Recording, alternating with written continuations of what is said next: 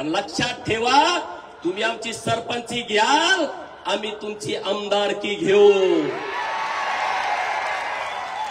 तुम्ही आमचं नगरसेवक पद घ्याल, आम्ही तुमची खासदारकी खेचून घेऊ का नाही? अरे कर्पूरी ठाकूर बिहारचे माजी मुख्यमंत्री, त्यांनी ओबीसीचा मोठा प्रयोग केला होता. त्यांनी सत्ता ताब्यात घेतली होती. काल परवा त्यांना नरेंद्र मोदी साहेबांनी भारत रत्न पुरस्कार दिला, जो आपला ओबीसीचा नेता होता. त्यांचा आदर्श या महाराष्ट्रातल्या पोरांनी घेतला पाहिजे. भुजबळ साहेबांनी त्यांच्यासोबत काम केलंय त्या काळामध्ये. मित्रांनो, आता हे नवीन सगळे सोयरे,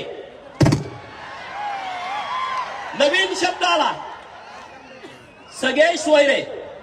अगोदर सगळी गणवागणवी सुरू होती. बोगस कागदपत्र काढून पैसे खेचून आधीच सर्टिफिकेट कुणबीची घेतली जात होती.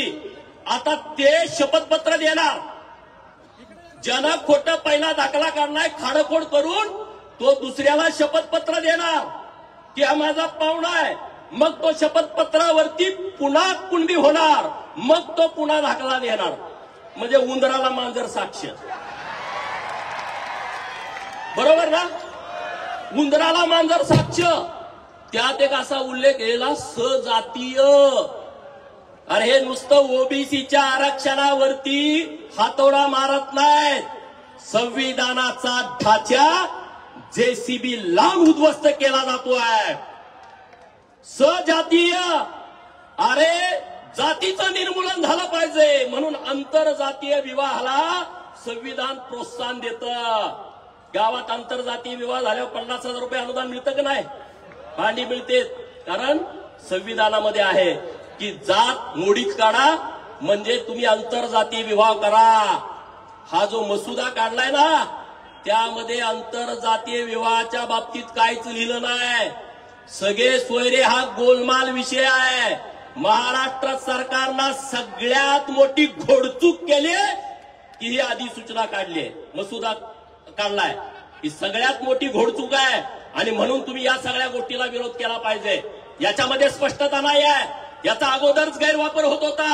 आता तर चोरीनं प्रमाणपत्र काढणाऱ्या लोकांना सरकारनं अधिकृत करायचा प्रयत्न केला जातोय. आणि म्हणून या सगळ्या विषयावरती आपली भूमिका ठाम असायला पाहिजे. मित्रांनो, मी काय उदाहरणं देणार आहे. आज राज्यामध्ये परवा स्टेटमेंट दिलं की मराठवाड्यातला सगळा मराठा हा मराठा राहणार नाही, तो कुणबी होणार. तुम्ही स्टेटमेंट बघितलं का टीव्हीवरती?